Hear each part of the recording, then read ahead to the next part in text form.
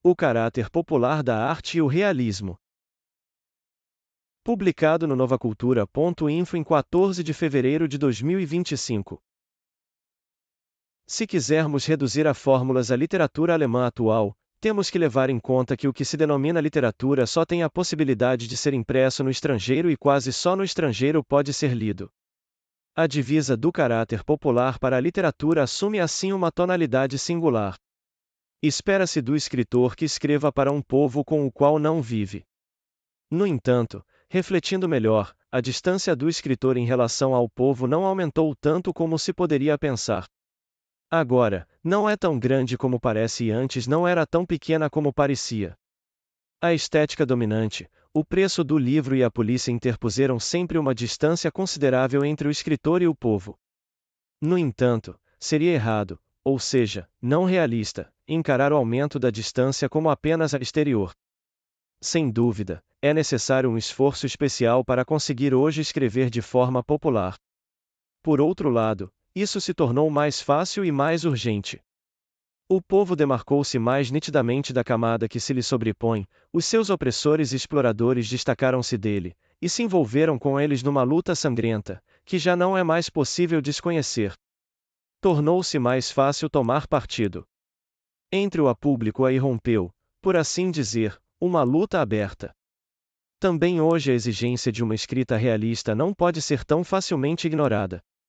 Ela adquiriu uma certa evidência. As camadas dominantes utilizam a mentira mais abertamente que antes, e cada vez maiores mentiras. Dizer a verdade apresenta-se como tarefa cada vez mais urgente.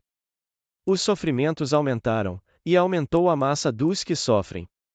Perante os grandes sofrimentos das massas, o tratamento de pequenas dificuldades e de dificuldades de pequenos grupos se apresenta ridículo, e mesmo desprezível. Perante a crescente barbárie só um aliado, o povo que tanto sofre com ela. Só dele se pode esperar qualquer coisa. Portanto, é lógico que nos dirijamos ao povo, e é mais necessário do que nunca que se fale a sua linguagem. Assim, as fórmulas do caráter popular da arte e do realismo associam-se naturalmente. É do interesse do povo, das grandes massas trabalhadoras, receber imagens fiéis da vida, e estas servem de fato só ao povo, as grandes massas trabalhadoras, assim, imprescindível que sejam compreensíveis e proveitosas, logo, populares. No entanto, estes conceitos têm de ser radicalmente depurados, antes de serem empregados e integrados em frases. Seria um erro considerar estes conceitos totalmente esclarecidos, desprovidos de história, não comprometidos e inequívocos. Nós até sabemos o que quer dizer com isso, deixemo-nos de bizantinices. O próprio conceito de popular não é lá muito popular. Não seria realista pensar isso. Há uma série de conceitos abstratos deste tipo que têm de ser vistos com precaução.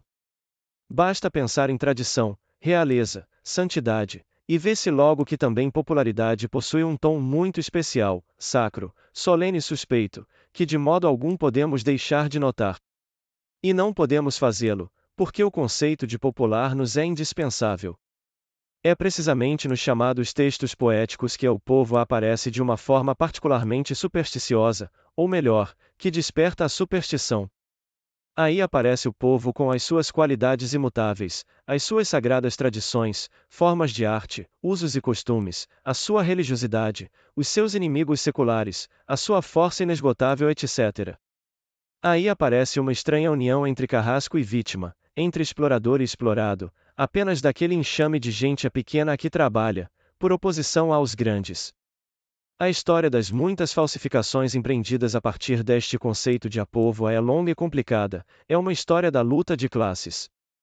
Não vamos aqui nos referir a ela, vamos apenas ter presente o fato da falsificação, ao dizermos que precisamos de arte popular, referindo-nos com isso a uma arte para as largas massas populares, para as maiorias que são oprimidas pelas minorias, os povos propriamente ditos, a massa dos produtores, que foi durante muito tempo objeto da política, e que tem de se tornar sujeito. Não esqueçamos que este povo foi, durante muito tempo, impedido de alcançar o seu pleno desenvolvimento por instituições poderosas, que ele foi amordaçado artificial e violentamente por convenções, e que o conceito de popular foi estigmatizado como conceito desprovido de história, estático e imutável. E com esta versão do conceito não temos nós nada a ver e mais ainda, temos de combatê-la. O nosso conceito de popular refere-se ao povo que não só toma plenamente parte do desenvolvimento histórico, como até o usurpa, força, determina. Temos em vista um povo que faz história, que transforma o mundo e se transforma a si próprio. Temos em vista um povo que luta e, portanto, também o conceito combativo do conceito de popular. Popular significa compreensível para as grandes massas, adotando e enriquecendo a sua forma de expressão, aceitando o seu ponto de vista, consolidando e corrigindo, representando o setor progressista do povo de tal modo que ele possa assumir o comando, portanto, compreensível também para o resto do povo, ligando-se às tradições e continuando-as, transmitindo ao setor do povo que luta pelo poder as conquistas do setor que neste momento detém o poder. E agora chegamos ao conceito de realismo. E também este velho conceito terá de ser depurado antes de o empregarmos, dado que foi utilizado muitas vezes, por muitos e para muitos fins. E isto se torna necessário porque, para o povo tomar posse da sua herança, tem de fazê-lo por meio de um ato de expropriação. As obras literárias não podem ser tomadas como se fossem fábricas, nem as formas de expressão literárias como se fossem receitas de fabricação. Também a escrita realista, da qual a literatura tem dado inúmeros exemplos, muito diferentes entre si, está marcada até o mais pequeno detalhe pelo modo como, quando e para que classes foi utilizada. Tendo em vista o povo que luta e transforma a realidade, não podemos prender-nos a regras comprovadas da narrativa, veneráveis modelos da literatura, a leis estéticas eternas. Não podemos deduzir o realismo a partir de determinadas obras existentes, em vez disso, temos de usar todos os meios, velhos e novos, comprovados e por comprovar, vindos da arte e de outros domínios, para oferecer às pessoas uma realidade que elas possam dominar. Não devemos considerar realistas apenas uma determinada forma histórica de romance, enquadrada em uma determinada época, por exemplo, a dos Balzac e dos Tolstói, estabelecendo, assim, apenas critérios formais e literários para o realismo. Não vamos falar só de escrita realista quando, por exemplo, se pode cheirar, saborear, tatear a tudo, quando há atmosfera, e quando as fábulas são conduzidas de tal maneira que provocam revelações anímicas das personagens. O nosso conceito de realismo tem de ser amplo e político, soberano perante as convenções. Ser realista significa revelar o complexo de causalidade social, desmascarar as opiniões dominantes como opiniões daqueles que dominam e escrever do ponto de vista da classe que dispõe das soluções mais amplas para os problemas mais urgentes com que a sociedade humana se debate, acentuar o fator do desenvolvimento, ser concreto e abrir possibilidades de abstração. Essas indicações têm um alcance gigantesco, e ainda podem ser completadas. E será permitido ao artista contribuir com a sua fantasia, a sua originalidade, o seu humor, a sua invenção. Não vamos amarrar-nos a modelos literários demasiado detalhados, nem obrigar o artista a usar processos narrativos demasiadamente definidos. Concluiremos que a chamada escrita sensualista, em que se pode cheirar, saborear, tatear tudo, não se pode identificar sem mais nem menos com a escrita realista. Em vez disso, reconheceremos que há obras sensualistas que não são realistas e obras realistas que não são sensualistas. Teremos de investigar cuidadosamente se será de fato ideal conduzir a fábula com o objetivo de apresentar como efeito final a revelação anímica das personagens. Talvez os nossos leitores não sintam que se lhes dá a chave dos acontecimentos se, seduzidos por muitas artes, se limitarem a participar das emoções anímicas dos heróis dos nossos livros. Retomando as formas dos Balzac e Tolstói sem as submeter a um exame detalhado, talvez cansássemos tanto os nossos leitores, o povo, como estes escritores muitas vezes os cansam. O realismo não é uma simples questão. Se copiássemos a maneira de escrever destes realistas, deixaríamos de o ser. Pois os tempos mudam, e se não mudassem estariam mal os que não se sentam às mesas douradas. Os métodos gastam-se, os estímulos deixam de surtir efeito.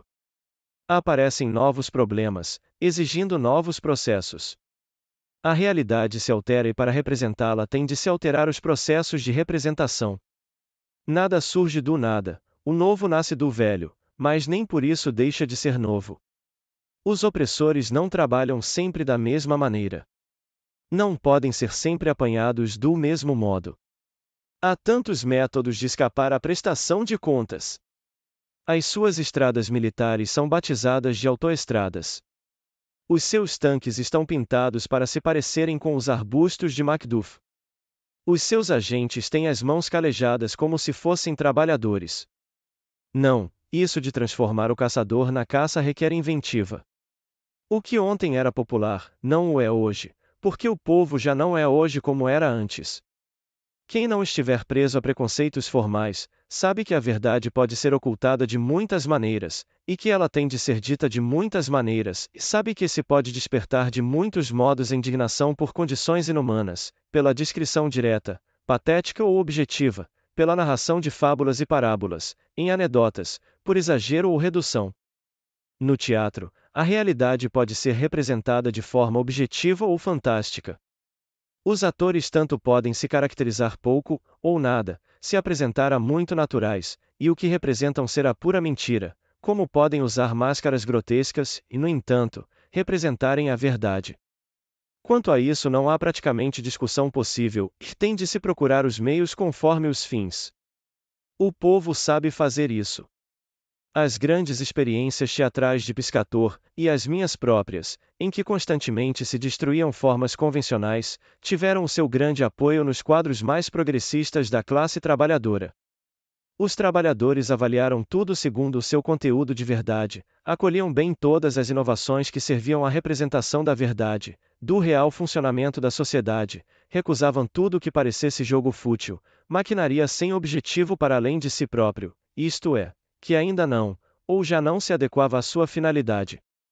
Os argumentos dos trabalhadores nunca eram de ordem literária ou de estética teatral.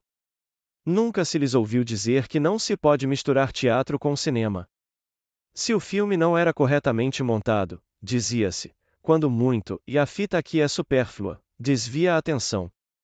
Coros de trabalhadores diziam partes do verso de ritmo complicado, se fossem versos rimados, a coisa escorria como água, e não ficava nada, aí cantavam difícil, pouco vulgares, composições de Esler, aqui a força. Mas tínhamos de alterar certos versos, cujo sentido era pouco evidente ou falso. Quando, nas marchas, que eram rimadas para se poderem aprender mais depressa, e tinham um ritmo mais simples para ficarem mais facilmente no ouvido, se encontravam certas sutilezas, aspectos irregulares, complicados, eles diziam, e isto aqui dá uma volta, tem piada. As coisas estafadas, vulgares, tão comuns que já não dão que pensar, não lhes agradavam de modo algum, isso não vai dar em nada. Se precisássemos de uma estética, poderíamos encontrar aqui uma. Nunca poderei esquecer a maneira como um trabalhador olhou para mim, quando, perante a sua sugestão de incluir mais alguns elementos em um coro sobre a União Soviética, temos ainda de meter lá isto, senão, para que serve? Eu lhe respondi que isso destruiria a forma artística, que ele me olhou de cabeça inclinada para o lado, sorrindo. Com este sorriso gentil se desmoronou todo um capítulo da estética. Os trabalhadores não tinham medo de nos ensinar e não tinham medo de aprender eles próprios. É por experiência própria que digo, que não precisamos ter medo de apresentar ao proletariado coisas ousadas e incomuns, desde que elas tenham a ver com a sua realidade. Haverá sempre pessoas cultas, conhecedores de arte, que se intrometem dizendo, o povo não entende isso. Mas o povo afasta impacientemente estas pessoas e entende-se diretamente com os artistas. Há coisas extremamente refinadas, feitas para camarilhas, para instruir essas camarilhas, a milionésima transformação do velho chapéu de feltro, o apimentar do velho pedaço de carne já se decompor, o proletariado rejeita tudo isso, as preocupações deles, com um abanar de cabeça incrédulo, no fundo até indulgente. Não são as especiarias que são recusadas, mas a carne podre, nem é a milionésima forma, mas o velho chapéu. Quando eram eles mesmos a produzir textos e a fazer teatro, tinham uma originalidade irresistível. A chamada arte agitprop, em relação à qual não são os melhores que torcem o nariz, foi uma mina de novos meios artísticos e modos de expressão. Nela emergiram elementos extraordinários, há muito tempo esquecidos, de épocas artísticas genuinamente populares, ousadamente adaptados aos novos objetivos sociais, reduções e compressões temerárias, belas significações, encontrava-se frequentemente uma elegância e um vigor espantosos, e uma abordagem arrojada de questões complexas. É possível que muita coisa fosse primitiva, mas o primitivismo era sempre muito diferente daquele de que padecem os retratos anímicos, aparentemente tão complexos, da arte burguesa. Não é correto, por causa de algumas estilizações malogradas, condenar um estilo de representação em que se nota o esforço, frequentemente bem-sucedido, de extrair o essencial e de tornar possível a abstração. O olhar penetrante dos trabalhadores atravessa a superfície das imagens naturalistas da realidade. Quando os trabalhadores no Furman Shell, ó carroceiro em Shell, diziam acerca das dissecações anímicas, não nos interessa tanto os pormenores, isso correspondia ao desejo de ver representadas com maior exatidão as verdadeiras forças motrizes da sociedade, que agem sob a superfície daquilo que é imediatamente visível. Para falar da minha experiência pessoal, eles não se chocavam com a aparência fantástica, com a atmosfera aparentemente real da Dreigroschenoper, ópera dos Três Vinténs. Não tinham vistas estreitas, e detestavam a estreiteza, para isso já lhes bastavam as casas estreitas em que viviam. Eles eram generosos, os seus patrões eram avarentos. Achavam supérfluas algumas coisas que os artistas lhes diziam ser necessárias, mas então eram generosos, não eram contra o supérfluo, pelo contrário contra os supérfluos. Não atavam o focinho do boi que trabalha na eira, mas pelo não vigiavam-no, não fosse ele pôr-se a comer a ração. O amétodo era a coisa em que não acreditavam. Eles sabiam que precisavam de muitos métodos para atingir os seus fins. Os critérios de definição do caráter popular da arte do realismo têm, portanto, que ser escolhidos de um modo tão maleável como cuidadoso, e não podem ser extraídos apenas das obras realistas e populares existentes, como frequentemente acontece. A proceder-se assim, obter-se-iam apenas critérios formalistas, e o caráter popular e o realismo na arte selo-iam apenas quanto à forma. Não podemos verificar se uma obra é realista ou não, se apenas procurarmos saber se ela se assemelha ou não a obras existentes, ditas realistas, ou que, na sua época, devem ser consideradas como tal. Em cada caso particular tem de se confrontar a descrição da vida com a própria vida descrita, e não com outra representação. E também quanto ao caráter popular da arte existe um procedimento bastante formalista, contra o qual nós devemos precaver.